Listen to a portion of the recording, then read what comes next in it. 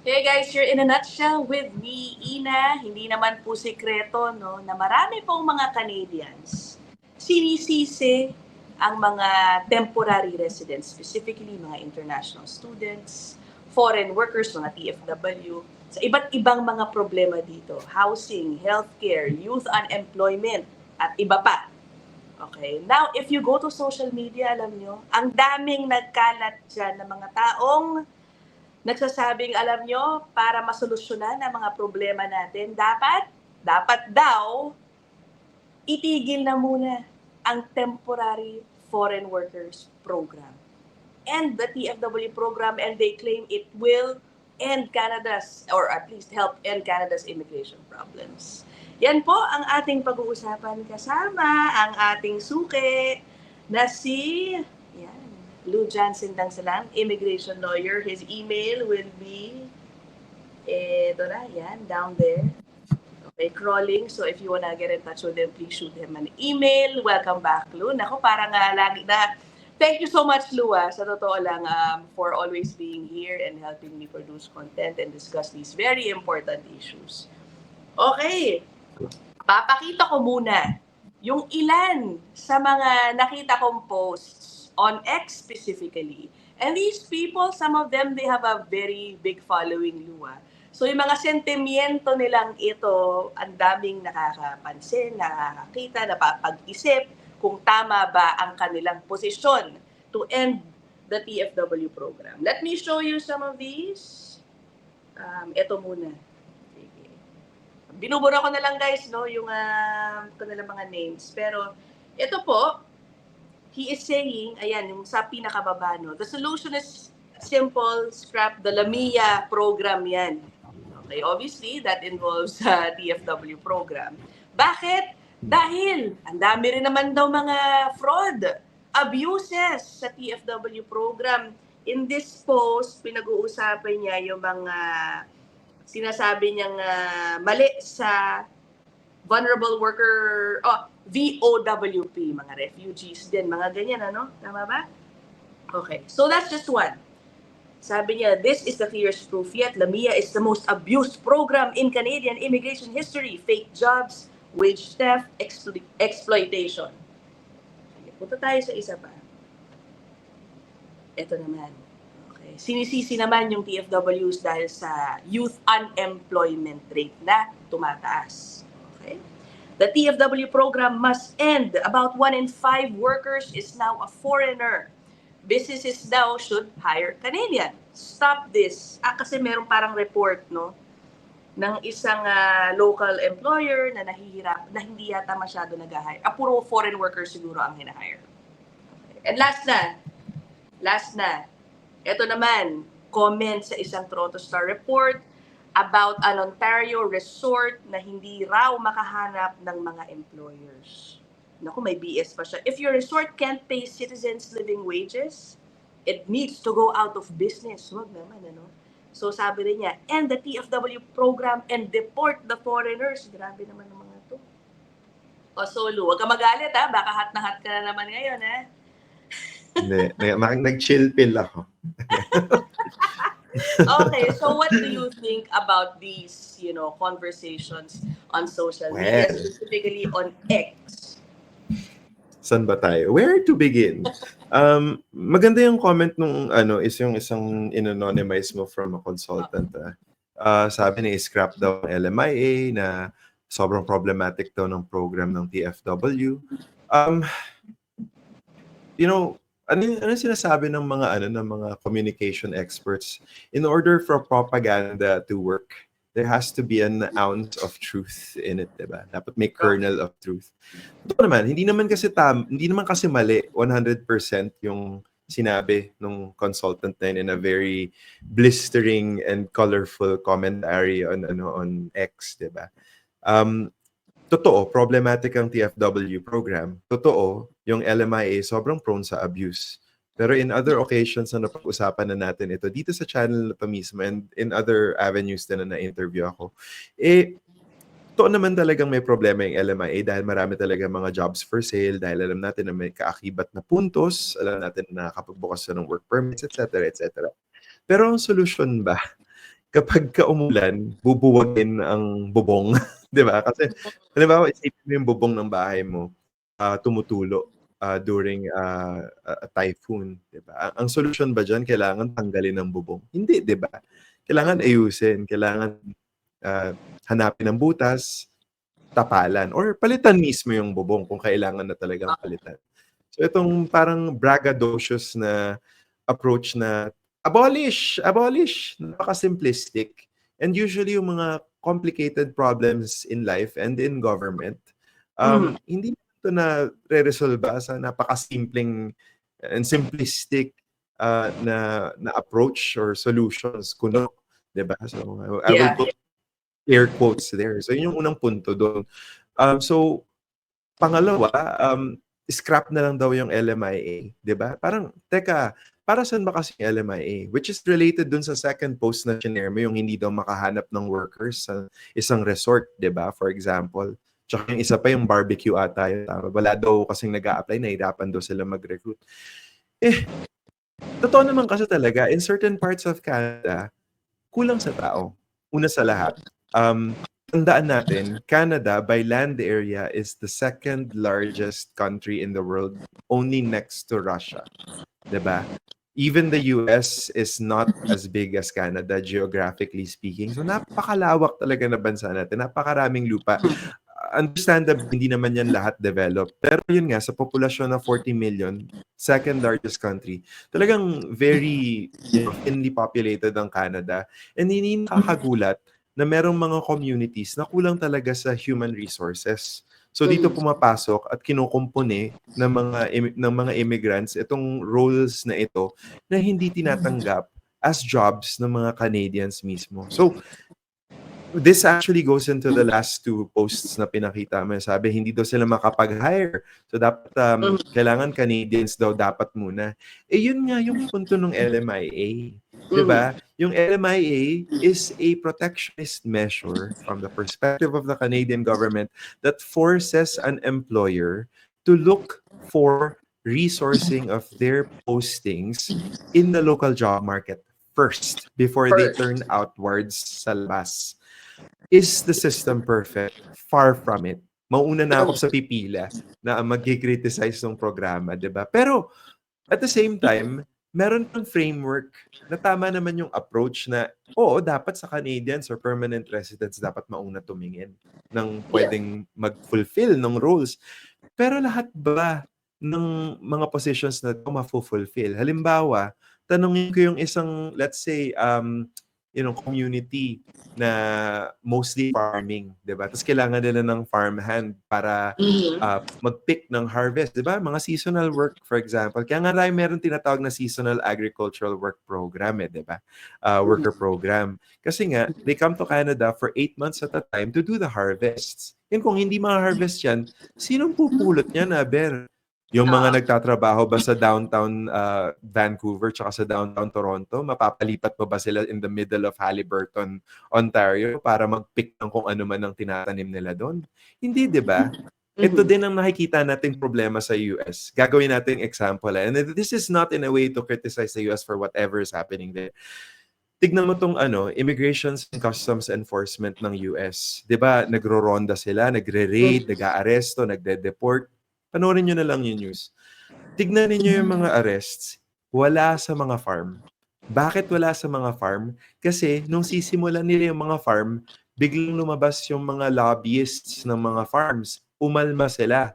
Tandaan natin, karamihan ng mga rural and farming regions of the US, Republican-leaning. Natakot ang White House. Ito yung chismis. Kasi nga, kapag hindi na-harvest ang mga bounty o yung prutas, yung mga ani nila, hindi nila na-harvest, mabubulok yun, una sa lahat. So, sayang. So, lugi ang mga business. Pangalawa, parang hindi tayo nanggaling sa inflation, di ba? Kung kulang ang supply, ano nangyayari pag ganun pa rin ang demand? Tataas ang presyo. So, magkakaroon na naman ng mga internal pressure sa economy. Gusto nyo ba yun? Di ba? Yung mga iba kasi, yung mga nagpo-post sa social media, nasa final point na lang pagka binabasa ko itong mga to, sige, post lang kayo dyan ng inyong anger and bile. understandably, siguro minsan kailangan talaga maglabas tayo ng frustrations natin. Pero yung napapailing na lang ako, Ina, kasi teka lang, sigurado ba kayo? Ay hindi, actually ano na lang 'to, nang ti-trigger na lang 'tong mga 'to ng discussion at dun tayo pupunta sa question ng social media engagement, monetization, and worse, propaganda and foreign infiltration. Puwede ba 'to pag-usapan niyo?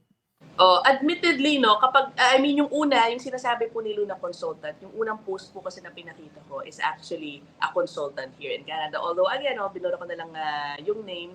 I've also noticed that that same account would often bash itong liberal leadership, kumbaga, no.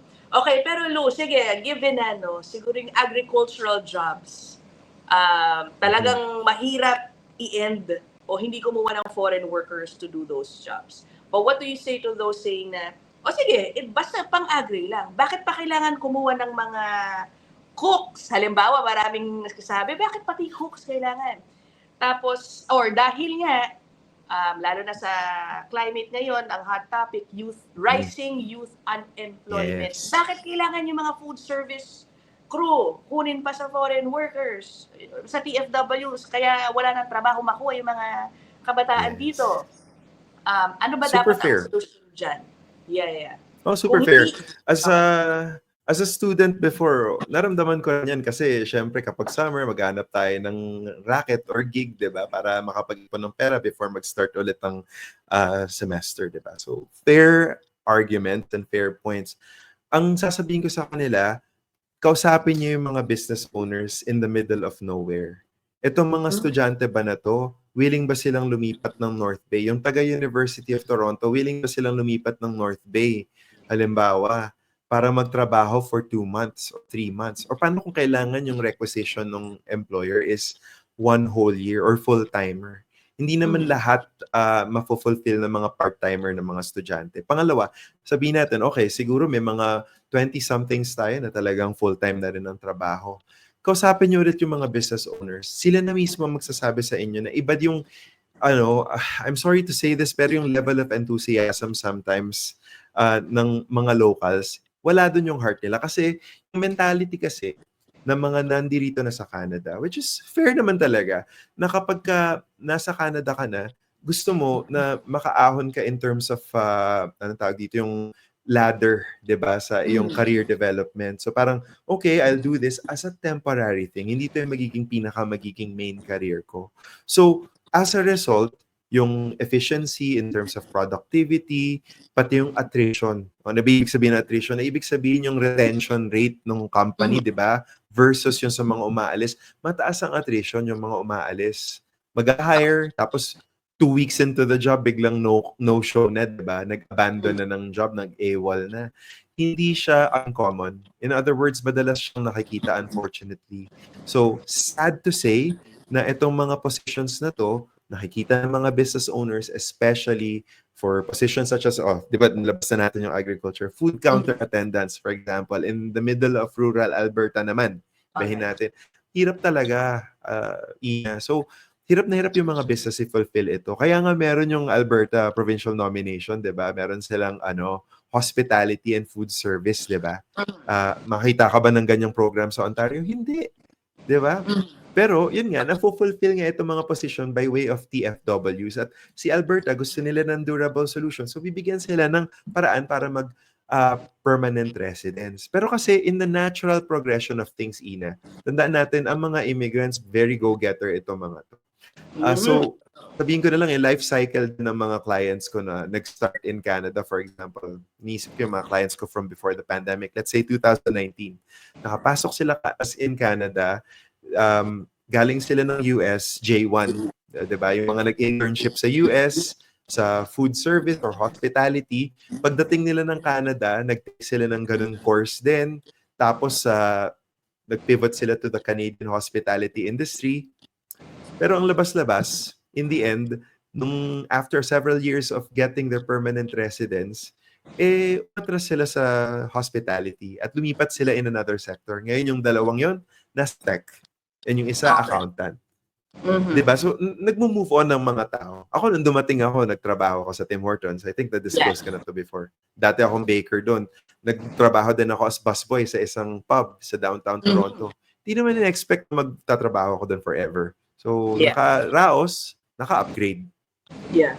Okay. But do you think, Lou, it's just about, for employers rather, it's really solely the problem of finding hardworking staff, those who will stay longer sa company mo? Or, totoo rin ba, yung sinasabing wage suppression, it's because they wanna, pay less for these types of jobs. And the immigrants are the ones who are willing to take on that, those lower rates. Paano mo masusolusyonan yan para hindi magamit nga ang TFW program as a tool for cheap labor, to get cheap labor?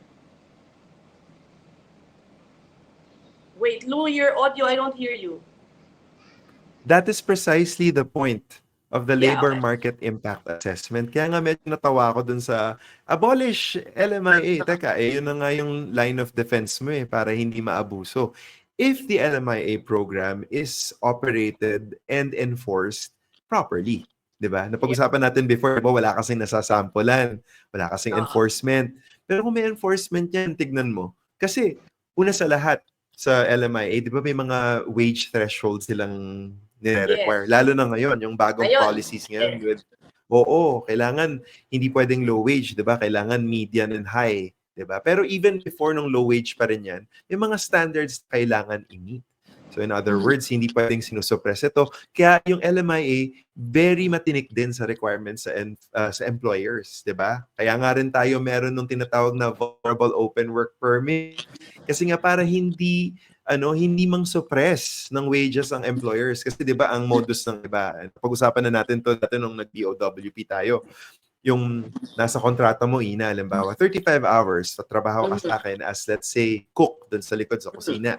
Tapos sasabihin ko, Ina, trabaho ka 15 hours pa bukod doon sa 35. De syempre, tuwan-tuwa ka, 'di ba? Iniisip ko kasi sahod mo ganito, that's overtime. Pero babayaran kita cash Oo, dun nako. sa 15, 'di ba? That's wage suppression. So, pero kung ini-implement yung LMIA, halimbawa through inspections, through reporting, edi sinong employer ang makakaabuso ng programa, 'di ba? So yun Yeah. yung point. So bakit mo i-abolish yung sistema na supposedly kung properly implemented makaka-prevent sana nito, 'di ba? Yeah, yun na nga, Lou, eh. No, I agree, no? I think especially with the recent policy changes, yan, yung meron ng mga limit sa anong sweldo dapat ang ibigay mo kung ikaw ay mag-hire ng foreign workers, sino na lang ang pwedeng makapagdala ng mga, or yung restrictions, sa sino na lang ang pwedeng makapagdala ng mga family. I think all these are good, but as you mentioned earlier, it's really the enforcement of all these policies that needs improvement, okay? Ano bang nangyayari, Lu? Bakit ba kasi ang dami pa rin nakakalusot na mga engaging in fraud, fake job offers, Mhm. selling job offers, yung mga ganyan, ano? Ano ba ang biggest pagkukulang ng Canada when it comes to enforcement? Well, two parts in my opinion. The first part is resourcing for CBSA for monitoring immigration fraud inside Canada. Tapos laying of charges. Within that, laying of charges and making examples of unauthorized practice, for example. Pati na rin authorized practice. Oo. Abusado. Parang 'di ba yung kailangan masampulan talaga tapos ididikit mo dun sa wall na ito example mangyayari sa inyo kapag may ginawa kayong foul, 'di ba?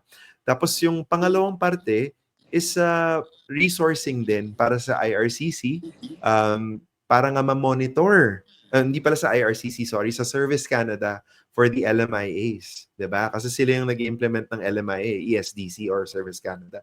So kailangan nila ng monitoring, kailangan silang i-resource proper training, expand yung surveillance ng mga employers na gumagamit ng TFW program. Kasi totoo naman, hindi ko mauuna ako sa pipila sa mga magrereklamo. Ang dami talagang problema sa LMIA at sa TFWP.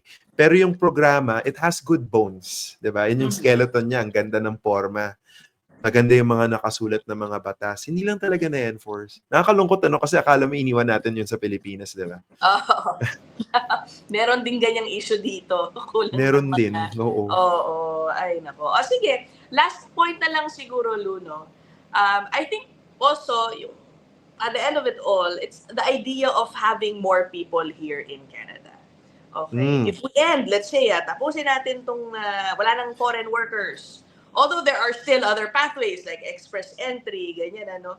Ano ba talaga bang meron pa ring shortage of workers in Canada, which is why, all these immigration pathways should remain open? Malaki pa ba ang problema sa aging population, low birth rates? Kasi yun naman talaga yung root cause of all these that we are talking about.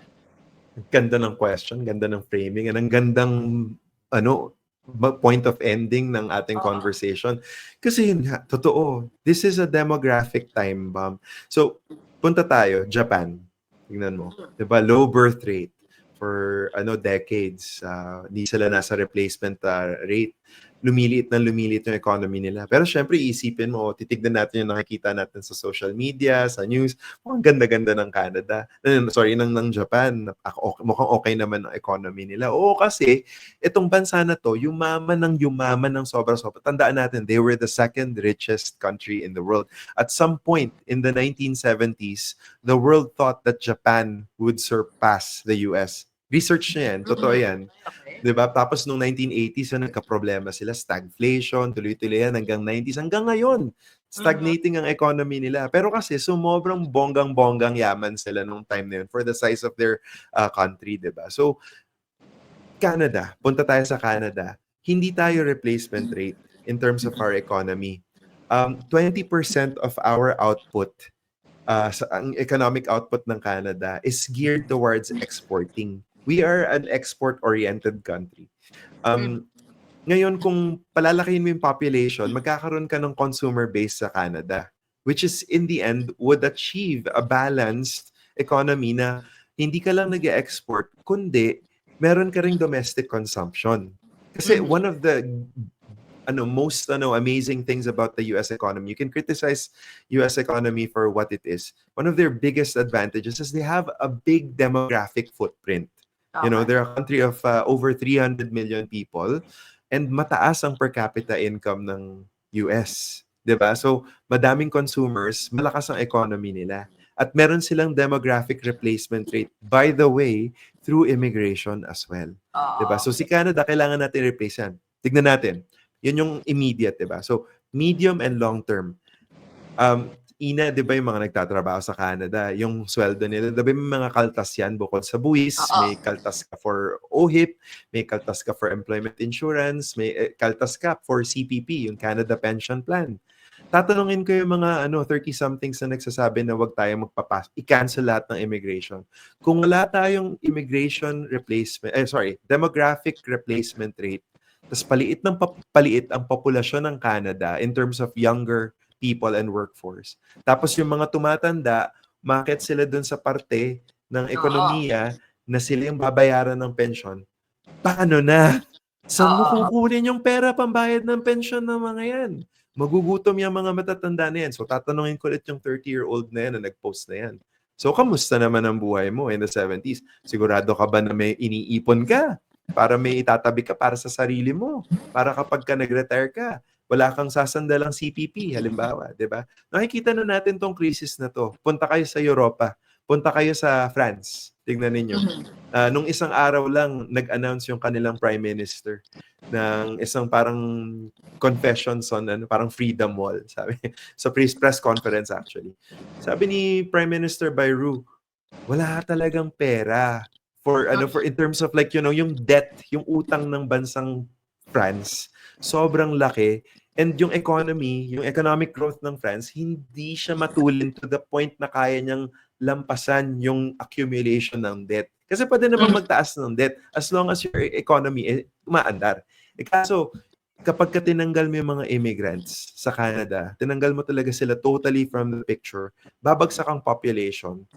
And yun nga, yung long-term outcome is not good kasi hindi ka makakapag-produce, tas hindi ka makakapag hindi ka makakapagtabi ng pera for the pension plan, for taxes, etc. And as a final point, I promise.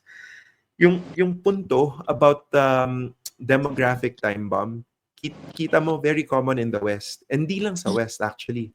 Balik ka ng Pilipinas, tignan mo yung bansang China na dati napaka-lakas ng economy nila, 'di ba? Ngayon very anemic ang kanilang economy. One of the reasons na nakikitang problema dyan, bukod sa kanilang lopsided economy na nakafocus sa real estate, for example, is yung demographic time bomb nila. Una sa lahat, naka one-child policy sila ng ilang dekada, di ba? So ano naging net consequence nun? Walang tao. So walang consumption. So mataas pa ng youth unemployment nila. Siyempre, hindi lumalabas yung totoong datos, di ba? Kasi siyempre, naman natin ang China. Okay. Yun guys, What do you guys think? Okay, put them down there in the comment section. By the way, Lua, thank you so much because I know you also have been responding to the comments dun sa mga episode mo sa baba. Thank you for that. Yeah. Happy to. Ngayon, ganda kasi yung iba talaga na-engage in respect, as long as respectful yung conversation, di ba? Like, yun naman ako, I'm happy to talk about these issues kasi ang training ko naman talaga is in policy tsaka sociology. So I've been studying migration for a long time and public policy at the same time. So this is close to the heart, not just from a practice perspective, pero yung big picture din, napaka-importante talaga. Yeah. Okay, so we will end this episode here, guys. I hope it's been insightful, which I'm sure, yes, it was. Thank you so much, Lou, as always, for your inputs. Again, yung kanyang email ay yung gumagapag dyan sa ibaba if you want to consult with him. Okay, so we will end this episode here. See you guys in the next one. Bye!